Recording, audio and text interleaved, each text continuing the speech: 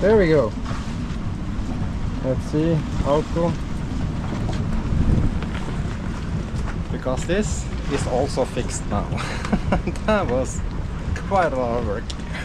So yeah, the last 2 weeks here has been nothing but hard work. In this episode, I finally get both my autopilots sorted out, after some minor setbacks earlier. I'm also sharing another secret trick, what I do when there's lots of wind at anchor. And even sharing my thoughts and difficult decisions for my onward journey.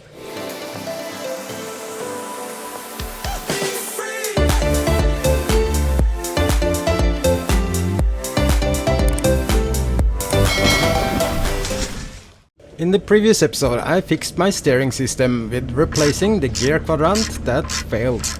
And now it's time to not only service, but fix both autopilots on board. It's time to see if I can get the hydraulic tubes and fittings sorted out. So I have to go to the city.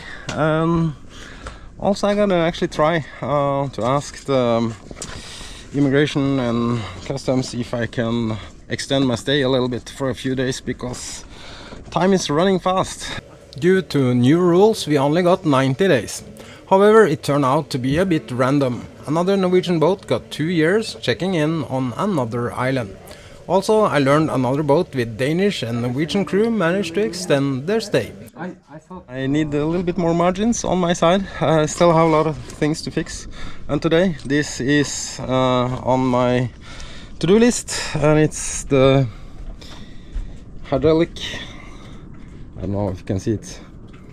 So yeah, there's supposed to be several companies here that can help me with this, and hopefully I will get it today so I can start to reassemble the main autopilot again. I'm really looking forward to have that up running again. My dinghy is my car, and man, have I many times been happy to have a fast one. Before heading to town, I have to go in the opposite direction and jump on a bus to the airport, trying to extend my stay.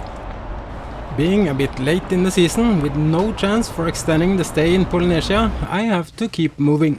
In fact, I have to move faster than I wanted. I'm even forced to rethink my onward journey, but I will come back to this. The next sail is going to be solo sailing, of course, because G is not here anymore.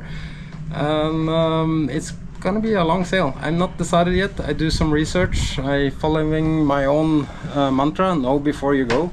From north of Tonga to New Zealand, it's 1100 nautical miles. Those in a hurry, take this route. If you have a little more time in your schedule, adding 500 nautical miles, you can enjoy Fiji and have the same distance to New Zealand. Another pretty normal route is from Fiji to New Caledonia. That's 650 nautical miles, or as many those, depending on how late in the season, go directly from Tonga to New Caledonia. From New Caledonia to Australia, it's between 750 and 1000 miles, depending on where you make your first landfall. I have to check into that a little bit more. I think it's a reason why a lot of sailors have their final destination on their circumnavigation is Tahiti and Fiji. Australia and New Zealand is where lots of these sailboats ends up. It's kind of understandable, because if you start looking into the next sail, it's long distance, and of course beautiful places like Malaysia and even Micronesia, Melanesia, and not to forget Philippines and Thailand. But there's also a lot of hazards. You have to take into your equation the cyclone season in the South Pacific and the cyclone season in the North Pacific, and also you have typhoons and stuff. So it's a lot of things to think about, and also of course when it comes to safety. Less than a year ago, I tried to help another boat that definitely did not think much about safety. I have made videos about this earlier, so not gonna talk much about it this time. However, the aftermath from this episode, my Pacific budget is gone. My insurance just gave me the last and final negative answer. They don't cover the damages after the lightning strike. meaning I can't defend sailing to Australia or New Zealand, as it's basically too expensive after I got the final answer. I have to take the fast line if I should be able to complete my full circle navigation. This would not happen if I had not turned around the third time to get these sailors out of danger. Let me see what is going on and let me see what the solution is. Okay, take a discussion and come back, because we need to make progress in the right direction. Roger that. Let me fix that.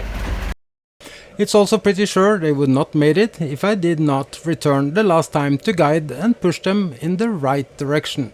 The aftermath on this is also very clear. And now the economic aftermath is also clear. This episode cost me between 20 and 25,000 US dollars. Money spent on getting bee-free back in business. Money I had in my budget for the Pacific Ocean. During the night I said we have to maintain 5 knots, because otherwise the windows will close in front of us and not behind us. And that's what happened when we had the lightning strike between us. I was slowing down to have them with me, but yeah, that was a close one. That was a really close call.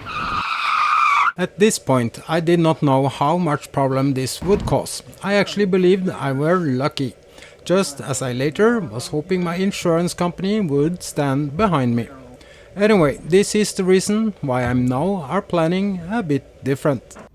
The most ideal thing first being here would be to make a route from Fiji via Vanuatu and the Solomon Islands, then to Papua New Guinea and sail through the Torres Strait.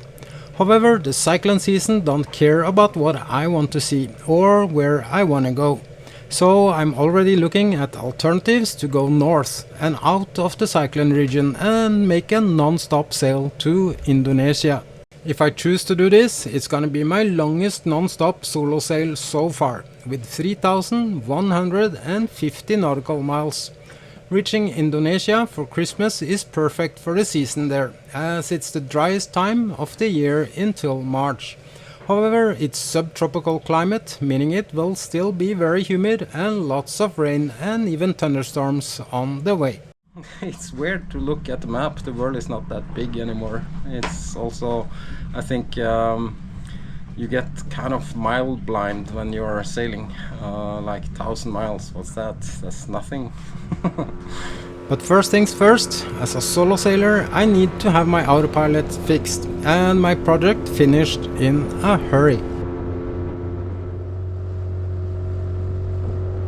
And right there, it's a familiar boat. It's Manana that we met in Fakarava some weeks ago.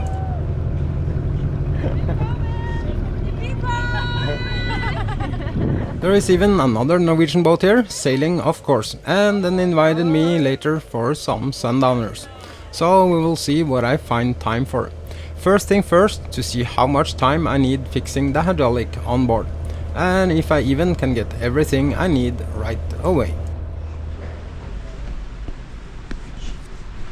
And I managed to find this nice store with this very nice guy helping me to get fittings for the hydraulic. If you remember, when I was in the Marquesas, I was trying to finish up my project after making a new place for the hydraulic and move this to its new location. This as part of my new engineering with the custom built fittings I did not have time to mount before leaving Panama. The project I have been working on for a while is to move the hydraulic arm to the beam, spreading the load equally instead on the pin. That's the weakest link in this chain of mechanical solution. So this is in the garage, and here is the shaft that connects the two quadrants together from starboard and port side. And this is the part I had made in Panama. And after I was done fitting everything, it was really looking promising. But the setback is that two of the hydraulic tubes are leaking. So I cannot build up pressure. So here I'm gonna replace all the fittings. Also they have hydraulic tubes. So finally I'm gonna have this sorted out. They are different. I'm gonna have a new filter for the generator, and it's different with petrol and diesel. This kind of stores is the fastest way to drain your budget. Today's small shopping landed on almost $800. I'm really happy with that store. They had absolutely everything I needed, so it's pretty fascinating. I mean, it's not often I've been on a place where I can find absolutely everything I need right away, and so easy. Tahiti is for sure developed. I mean, I was looking for hydraulic tubes and fittings, and it turned out to be 9 different stores here that had it. But I bought it at the marine store. It was the same price, and I could buy everything else there, and that's not often I experience that I can find absolutely everything in one place. Amazing.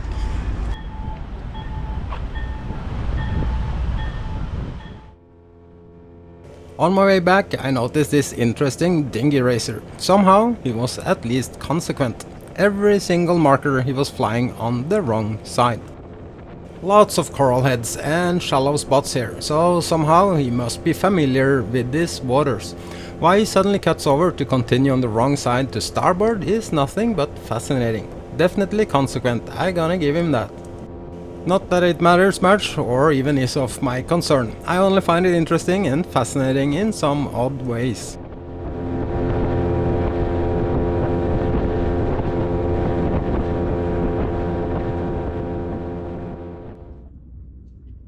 Making new tubes for the hydraulic turned out to be a bit more fiddling than expected, but eventually I succeeded. The tubes on the newer one looks okay, so I only replaced the fittings there. So here I have some backup hydraulic tubes, so I'm gonna save them, and also a lot of fittings. So yeah, I have learned this is very nice things to have on board. So now it's basically just 2 cables left and to connect to the computer, and then I can test the autopilot setup. So yeah, there's been a lot of talk about the autopilot on this adventure, but it's been an ongoing project. Feels like forever. But now the Cumberland Schmidt sits there. Let me see if I can find some lights. So this has been one hell of a project. So as you can see, I reinforced. I even added a little bit more after I built it originally. This is very compact space. So this go now over to the cardang that connects the 2 quadrants together. Just as a side note, have a look at the thickness of the fiberglass here. Remember, this wall is cosmetic and have no structural functions. It's only a double wall making up for part of the interior. This is thicker than many hulls on other brands on the market today.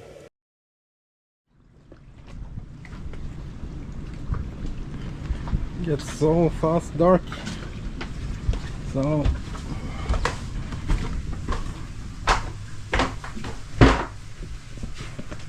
it's still a mess in here because I'm not 100% done yet. I'm gonna work on the hydraulics tomorrow. So, but here it's okay. I'm making supernaturals. A very simple dinner today. I'm a little bit tired, so I thought it was a good idea to just make some nachos. And I'm cheating. I'm just putting in some hot salsa, and I gotta make chili chips. It's actually pretty good. Maybe I'm gonna watch a movie. I actually took the table away because it was too big. I was never happy with it, and it was a little bit shaky. So I removed the table and even moved the TV from the wall and put it here. So now I can have more like I don't know, like more like home feeling, like a lounge. So I gotta make a small table that fits better and have a little carpet there. I think it's gonna be nice. But now I have to focus on my dinner.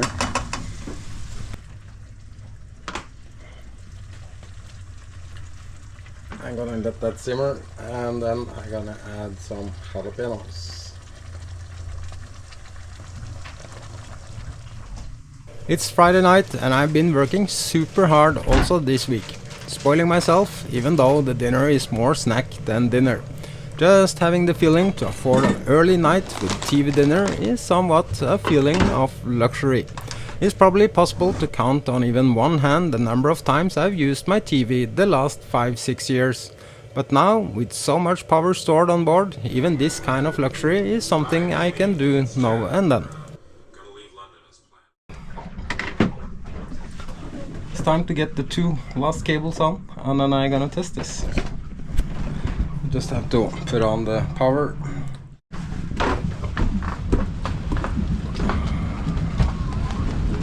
So yeah, I have this.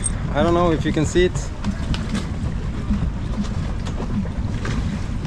So these 2 pieces here was actually the thing that stopped me from using my favorite autopilot. It's such a tiny little problem, but huge problem when you're far away from civilization, and I did not have any spares. So I showed you earlier, I now have spares. But it's, I don't know, it's the metal is cracked. So if it was because I took it too hard or what it was, I don't know. But anyway, so let's see. Maybe try the Lecomble & Schmidt autopilot first. To power up. I'm not sponsored or receiving any benefits from any of these products. This is honest and genuine opinions. There we go. Let's see, auto.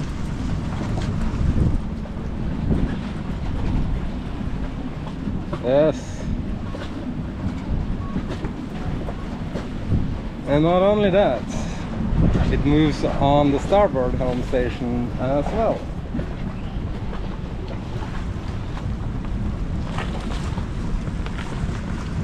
Because this is also fixed now. That was quite a lot of work. So yeah, the last 2 weeks here has been nothing but hard work. So autopilot number 1 works. The steering is perfect. And let's see if we can now check, because I done service on the other autopilot. So that's gonna be autopilot number 2. So let's see. So while the old one is powering up, it's been quite windy today. And I'm gonna share a little trick that I use sometimes if it's windy. I mean, like not now, it's just 25-28 knots, but when it's up to 40, 45, maybe 50 knots, the problem with a boat that's very light in the bow is that it wants to go like this and dancing. And I made a video about that earlier. But so one of my secret trick is actually to use the wind pilot. The principles are the same as if you have a mezzanine mast and can furl out a tiny bit of your sail, or even similar effect on a sloop with anchor sail. This helps keeping the bow up against the wind. If you don't have this, or it's not convenient on your setup, there is another way that might work on your yacht. And that's assisting with the rudder, as the power through the water in strong winds over time will give sufficient force on the rudder. Like this. 0.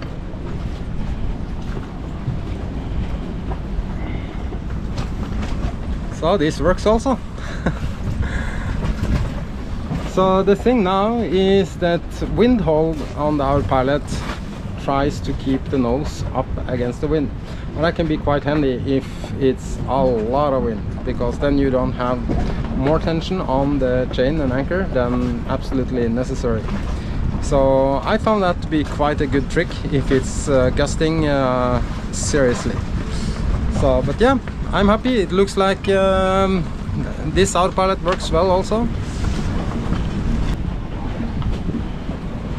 But yeah, when I was having the entire steering system apart, that was, I'm not saying nerve-wracking, but it was interesting. It was a lot of boats dragging around me. I'm still very happy with my anchor, and I'm still not sponsored, so this is genuine. The Mantus 60 kilo or 57 to be precise. It's so badass. I was pretty confident that I would not drag, but of course when boats start dragging around you and you basically have your entire steering system apart, not only the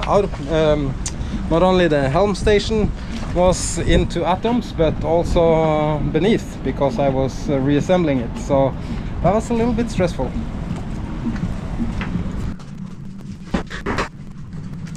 And like that, the cabin is done.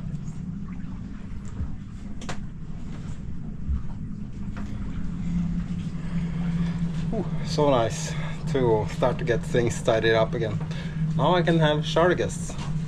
No, I don't do charter, but it's always nice to have clean and nice and tidy cabins. So if friends comes for a visit, it's always there. Yeah, now it's time to start editing video because I'm a little bit behind. I have 2 days until I have to leave Polynesia. So yeah, it's about time to start working on this. To have this sorted out, this huge load on my shoulders is finally off. It feels really good. So yeah, I am happy. I made it before it gets dark, so it's time to enjoy a sundowner and celebrate. By the way, it's still the beer from Colombia. It's starting to be, I don't know if they expired. Still good. Thank you so much for watching and all your support. A special thanks to all my patrons that makes it possible for me to upload these videos. Much love from me on Be Free.